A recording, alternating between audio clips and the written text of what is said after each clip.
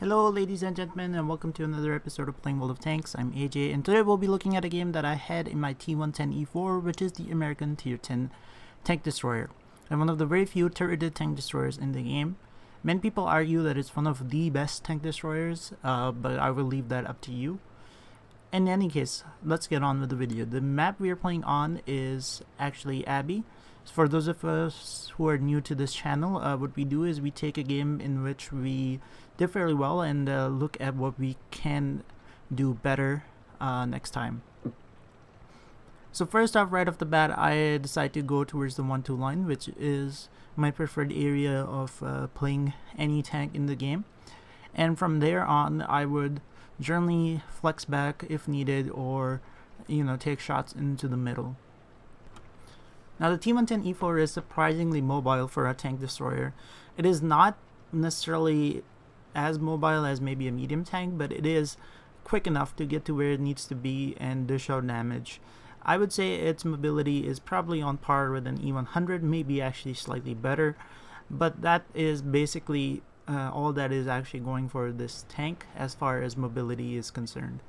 Now currently the situation on the 1-2 line sort of looks dire. We do have good number of tanks here, but a lot of our tanks went towards the 8-9 line. Generally when tanks tend to go towards the 8-9 line, they generally die before they can make any impact on the game, or they get taken out before they can cross into the enemy's territory.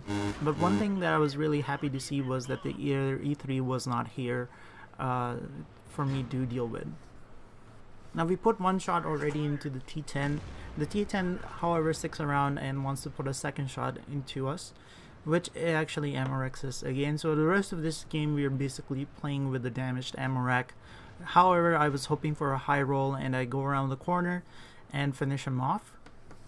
As soon as the T10 is actually taken out of the game, I turned my attention to the lower road on the 1-2 line, seeing as our 50B and our E75 are trapped there by a VKB and Type 61. I decided I would go and kill the VKB so they can proceed further and eliminate tanks on the lower road on the 1-2 line.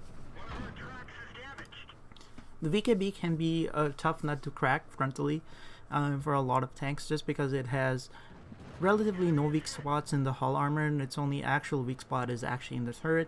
I was sort of lucky that I actually meant to pen the lower plate of the VKB. Generally it's not actually considered a weak spot on the tank itself.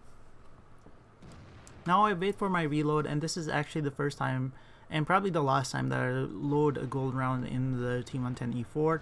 I actually want to kill the VKB pretty badly, just because he's actually doing damage to our E75 and blocking actually two tanks that could be otherwise useful on the map. For this shot, however, I aim roughly dead center of the tank, knowing that the VKB isn't actually angling at all. I know it's probably going to go through, and the shot actually kills the VKB, freeing up two tanks. Next I turn my attention towards the high road, since actually the charioteer moved in to assist the plank and actually start shooting into the middle.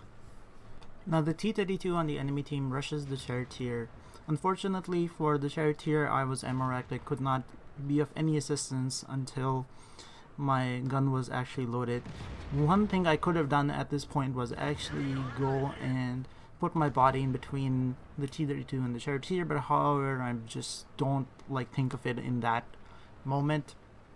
And by the time I reload, the charioteer is dead. Unfortunately, now after securing the top road, I turn my attention to the middle of the map, towards the Abbey. I know that two of the tier 10s of the enemy team have been lurking around that area. First was a T57, which was spotted earlier, and later on an IS-4.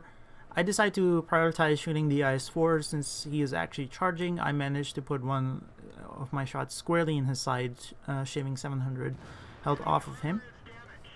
Now as I start firing at the IS-4 turns his frontal armor towards us and starts backing into the Abbey. However, before he can get into the safety of cover, I actually managed to put one more shot into him, shaving off 1400 hit points from the enemy tier 10 heavy tank.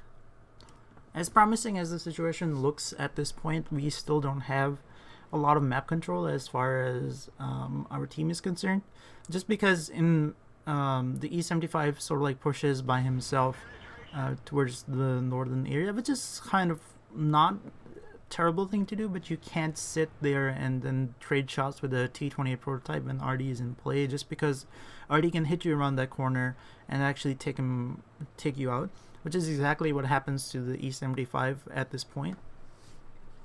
Now at this point, I spent some more time in the middle of the map, hoping that the IS-4 would actually move out of cover, try to poke at whoever is shooting at him, and actually he doesn't do that, so I waste quite a fair bit of time just sitting around. But at this point my reload load is actually so long that I literally can't actually do anything super fast. With E75 dead and you know, I know where the T28 prototype is, I figured that at least I could do is take out the T28 prototype at their base, which will reduce one more gun that I would have to worry about. And I thought when I was actually doing that, maybe that the 09 line would actually hold, but unfortunately for us, the 09 line actually doesn't hold and gets taken out by the Type 61 that was actually retreated from this flank. And so this sort of like makes the game very grim at this point. What is even worse is that I'm actually spotted crossing in front of the Abbey, which alerts the RD, who's already looking in this direction, to take a speculative shot. Now the E4 is relatively well armored, and taking out the T28 prototype is very simple. He has to actually aim for a weak spot. I actually don't, and so I just pin him and finish him off. At this point I stick around here just long enough for me to actually disappear from RD's minimap. And I also decided to go help the AMX-50B, who was actually the MVP of the game. He went back and actually reset the cap and gave us the chance to win this game. I figured since I was spotted in the north of the map, the IS-4 would actually become bold and then maybe do something about the 50B. Now at this point I am just trying to get my eyes onto the Abbey. I know I'm not going to be useful if I go where the 50B is. I am just hoping that the IS-4 hasn't actually escaped from the middle of the Abbey and is closer to the 50B before I have a chance to light him. Now as I step into the middle of the map, apparently what actually did happen is that the IS-4 had actually left the middle of the Abbey, and it seemed like how he was running through the middle that he actually went to assist the T28 prototype, but for some reason decided as soon as he died that he needed to turn around and deal with the 50B instead. I catch him crossing in the middle. I'm very careful to aim my shot. I actually could have shot him multiple times in that scenario, but the fact that my reload is so long that I actually make sure my shot actually counts and actually take out the IS-4 as he's crossing in the open towards the 50B. And as soon as he crosses in the middle and gets destroyed, I immediately hug the nearest ridge, knowing that the RD is probably aimed in my direction because he has already shot at me like 2 times and missed. And so I wait until I disappear off the map. RD fires, he misses, and then I decide now is the time to move up. At the same time, the 50B on our team decides to go down the 6-7 line, basically cut around the right side of the Abbey and or the east side of the Abbey and show up into their cap. We basically find the Type 61 in the corner. I decided to go down and through the middle to shoot at him and finish him off. The only thing left is a 261, and as you can see, his shell narrowly misses me, but I know where the arc came from, and I move forward knowing that he is in my general direction. As soon as he's lit, I'm almost reloaded.